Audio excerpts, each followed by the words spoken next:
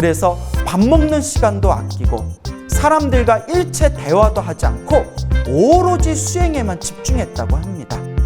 근데 옆에서 같이 살던 스님들이 띠싸 장로가 왜 저러시지? 띠싸 스님이 왜 그러시지? 부처님께서 29살에 출가를 하시고 35살에 보리수 나무 아래에서 완전한 깨달음을 얻으십니다.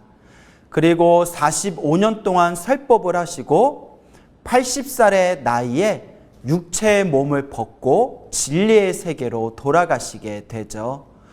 부처님께서 세상을 떠나시기 전에 굉장히 몸이 아프셨다고 합니다. 부처님께서 몸이 아프셨다는 기록에 대해서 여러 가지 해석이 있습니다. 소승불교에서는 부처님께서 완전한 깨달음을 얻으셨지만 인간과 똑같은 육체를 가지고 계셨기 때문에 역시 늙고 병듦에서 벗어날 수 없었다라고 해석을 하기도 하고요. 대승불교에서는 전혀 다르게 해석을 합니다. 즉, 부처님께서는 모든 업장이 소멸하셨기 때문에 더 이상 병이 든다거나 더 이상 육체적인 고통을 당할 일이 전혀 없으시다. 다만 중생들에게 육체의 무상함을 가르치기 위해서, 몸뚱이의 허망함을 가르쳐주기 위해서 일부러 부처님께서도 몸이 아픈 모습을 중생들에게 일부러 보여주신 것이다 라는 해석도 있습니다.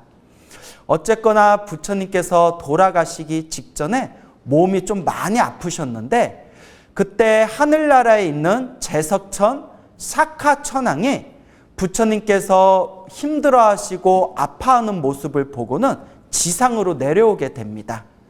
그때 누워있는 부처님의 발바닥을 샤카천왕이 정성스럽게 문질러 드립니다.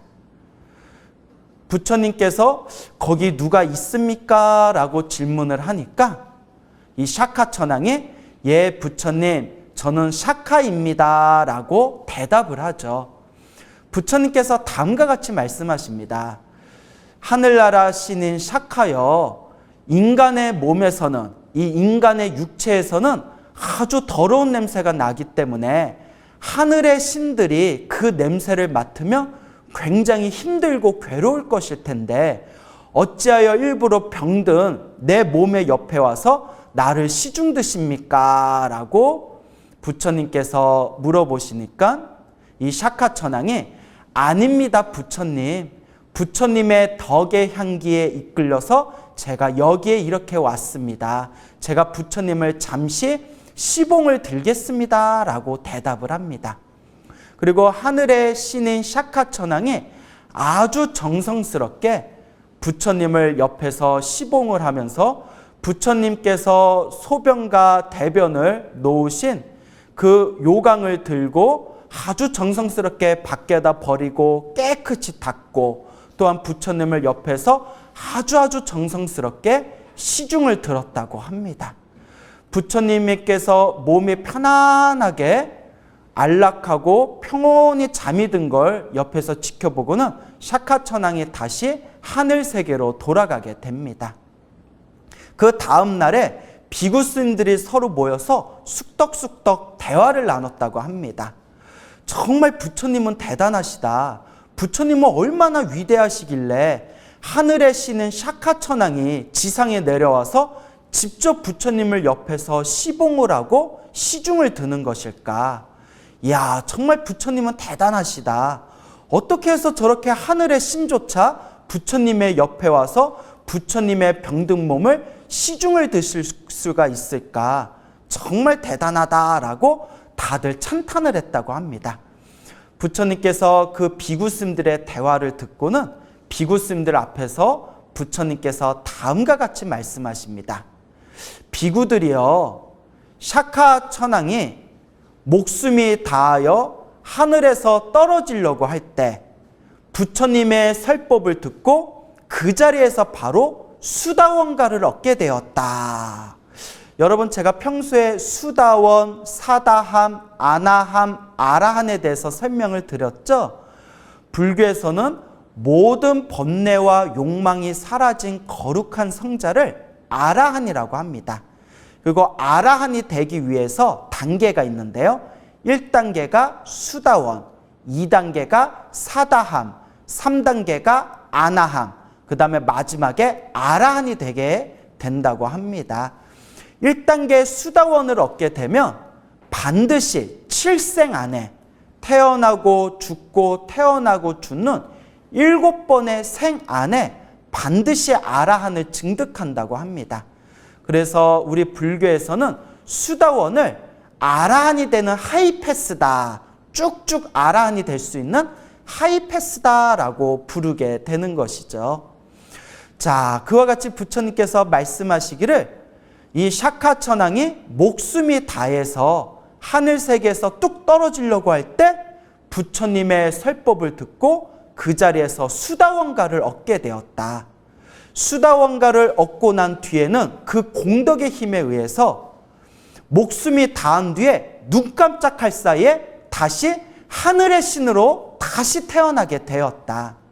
그리고 샤카천왕이 마음이 불안하고 답답할 때 부처님께 와서 부처님께 법문을 듣고는 마음의 평온과 마음의 편안함을 얻게 되었다라고 설법을 하십니다. 그와 같기 때문에 샤카천왕이 그 은혜를 절대 잊지 않고 항상 부처님을 공경하고 존경하고 받드는 것이다 라고 비구들에게 말씀을 하셨습니다. 그리고 부처님께서 이 스님들 앞에서 다음과 같은 유명한 개송을 설하십니다. 부처님께서 개송을 설하시기를 지혜로운 자를 보는 것은 좋은 일이며 어리석은 자를 보지 않는 것은 좋은 일이다. 어리석은 자와 함께하면 원수를 만난 듯이 괴롭고 지혜로운 자와 함께하면 친척을 만난 듯이 행복하네. 그러므로 바르고 지혜로운 자를 가까이 하라. 달이 항상 자기 위치에서 벗어나지 않듯이 라고 비구 스님들께 법을 설하셨습니다. 부처님께서 수많은 스님들과 수많은 불자들 앞에서 다음과 같이 선언하셨습니다. 앞으로 내가 4개월 후에 세상을 떠날 것이다. 대열반에 들 것이다 라고 선언을 하십니다. 그때 모든 번뇌와 욕망이 사라진 아라한들은 마음에 아무런 동요가 없었지만 아직 깨달음을 얻지 못했던 수많은 스님들과 수많은 중생들은 모두 다 눈물을 흘리면서 크게 슬퍼했다고 합니다. 아, 부처님께서 떠나시면 우리가 어떻게 해야 될 것인가? 부처님께서 세상을 떠나시면 우리가 누구를 의지해야 될 것인가? 모두가 눈물을 흘리며 슬퍼하고 있었을 때 그때 띠싸라는 이름의 스님이 계셨다고 합니다. 이 띠싸 스님께서 마음으로 다음과 같이 생각하십니다. 부처님께서 4개월 후에 세상을 떠난다고 하시니 내가 부처님께서 세상을 떠나시기 전에 열심히 수행해서 깨달음을 얻고 번뇌를 소멸하고 욕망에서 벗어나서 아라한과를 증득해야 되겠다. 아라한이 되어야 되겠다라고 마음으로 굳게 다짐을 합니다. 그때부터 띠싸 스님은 부처님께서 4개월 후에 세상을 떠나시기 전에 아라한이 되기 위해서 움직이거나 가만히 있거나 앉아 있거나 누워 있거나 그 순간순간마다 오직 자신의 마음을 관찰하고 오직 수행에만 몰입했다고 합니다. 그래서 밥 먹는 시간도 아끼고 사람들과 일체 대화도 하지 않고 오로지 수행에만 집중했다고 합니다. 근데 옆에서 같이 살던 스님들이 띠싸 장로가 왜 저러시지? 띠싸 스님이 왜 그러시지? 왜 우리하고 대화를 안 하지? 왜 우리하고 말을 섞지 않지? 이렇게 마음으로 오해를 했다고 합니다. 그래서 스님들이 띠싸 스님에게 가서 띠싸 장로요, 우리가 무슨 실수를 했습니까? 우리가 혹시 스님의 마음을 불편하게 했습니까? 왜 우리들과 대화하지도 않고 우리들과 어울리지도 않고 그렇게 아무 말도 없이 혼자서만 지내십니까? 저희들이 무슨 실수한 게 있습니까? 라고 오해를 했다고 합니다. 하지만 띠사 스님은 그 스님들과 일체 말을 섞지 않고 오직 부처님이 세상을 떠나시기 전에 내가 아라한이 되어야 된다라는 마음으로 오직 수행하고 정진을 하셨다고 합니다. 그리고 부처님께서 세상을 떠나시기 직전에 비로소 완전한 깨달음을 얻은 아라한이 되셨다고 합니다. 그때 다른 스님들이 이 띠사 스님의 마음을 몰라보고 다들 오해를 한 끝에 부처님께 가서 다음과 같이 이야기합니다. 부처님이시여, 띠사 스님이 이상합니다. 우리들과 말도 하지 않고 우리들과 어울리지도 않습니다. 뭔가 좀 정신이 이상해진 것 같습니다. 그때 부처님께서 모든 걸 다 꿰뚫어보고 모든 걸 다 알고 계셨지만 다른 스님들의 의심을 풀어주기 위해서 일부러 많은 스님들 앞에서 띠사 스님을 부릅니다. 그리고 다른 스님들 앞에서 띠사 스님에게 질문을 던집니다. 띠사여, 그대가 그동안 이러이러하고 저러저러해서 다른 스님들과 말도 하지 않고 대화도 하지 않고 어울리지도 않았다고 했는데 그 말이 사실이냐? 그때 띠사 스님이 부처님께 합장반배하고 당신의 솔직한 의도를 고백합니다. 부처님이시여, 부처님께서 4개월 후에 세상을 떠나신다고 하셔서 제가 너무나 마음이 급해서 오직 수행하고 정진하느라 다른 스님들과 대화할 틈이 없었습니다. 절대 다른 스님들을 무시해서 그랬던 것이 아닙니다. 하루라도 빨리 아라한과를 얻기 위해서 오직 수행하느라 다른 스님들과 대화하거나 어울리지 못한 겁니다 라고 고백했을 때 부처님께서 크게 칭찬하십니다. 착하도다 착하도다 띠사여, 참으로 훌륭하고 착하도다 라고 크게 칭찬을 하십니다. 그리고 부처님께서 그 자리에 있던 수많은 스님들과 수많은 불자들에게 다음과 같이 말씀하십니다. 제자들이여, 스님들이여, 불자들이여, 부처님을 진정으로 존경하는 방법이 무엇인지 아는가? 부처님께 꽃을 올리거나 향을 올리거나 부처님께 공양을 올리는 것이 부처님을 진정으로 존경하는 것이 아니다. 부처님을 진정으로 존경하는 방법은 오직 수행하고 열심히 수행 정진해서 깨달음을 얻는 것, 그것이야말로 진정으로 정말 부처님을 존경하는 것이다 라고 법을 설하셨습니다. 그리고 부처님께서 그 자리에 있는 수많은 불제자들에게 다음과 같은 개송을 설하십니다. 부처님께서 개송을 설하시기를 벗어남의 맛을 알고 내려놓음의 맛을 아는 이는 근심과 악행에서 벗어나 진리의 기쁨을 누린다 라고 법을 설하셨습니다. 오늘 여러분들께 두 가지의 이야기를 들려드렸습니다. 첫 번째 이야기는 몸이 아프신 부처님을 옆에서 시중을 든 하늘세계 신인 샤카천왕의 이야기였고요. 두 번째 이야기는 4개월 후에 부처님께서 세상을 떠나신다는 이야기를 듣고 4개월 안에 내가 아라한이 되어야 되겠다, 내가 깨달음을 얻어야 되겠다 결심한 띠사 스님의 이야기를 들려드렸습니다. 부처님의 공덕은 너무나 위대하고 부처님의 은혜는 참으로 다 갚기가 어렵습니다. 문득 이런 생각을 해봅니다. 우리가 과연 부처님의 가르침이 없었다면 과연 우리가 누구를 의지할 수 있었을까? 이 세상에 정말 힘들고 괴롭게 살아가던 사람들이 많았는데 그 수많은 분들이 부처님의 가르침을 만나고 부처님의 가르침을 잘 닦아서 마음에 크나큰 행복과 평온을 얻으신 그런 불자분들이 굉장히 많습니다. 그런 불자분들께서 만약에 부처님의 법을 만나지 않았더라면 이 세상에 힘들고 괴로운 이 고통의 바다에서 과연 누구를 의지했을 것인가? 저도 또한 불현듯 이런 생각을 해봅니다. 내가 만약 이번 생에 부처님의 가르침을 만나지 못했더라면 나의 삶이 얼마나 척박하고 나의 삶이 얼마나 허무했을까. 정말 이 2600년의 불교의 역사 속에서 부처님의 가르침을 통해서 마음의 평온을 얻고 마음의 평안을 얻고 마음의 안락함을 얻은 수많은 사람들이 부지기수로 참으로 많습니다. 부처님의 그 은혜와 부처님의 그 공덕을 다 갚기가 참으로 수미상과 같습니다. 부처님의 은혜를 갚는 가장 좋은 방법이 무엇이라고 했죠? 열심히 수행하고 열심히 정진하는 것입니다. 부처님께 꽃을 올리거나 부처님께 향을 올리는 것도 참으로 좋은 일입니다. 부처님께 쌀을 올리거나 부처님께 공약물을 올리는 것도 참으로 복짓고 선업을 짓는 좋은 일입니다.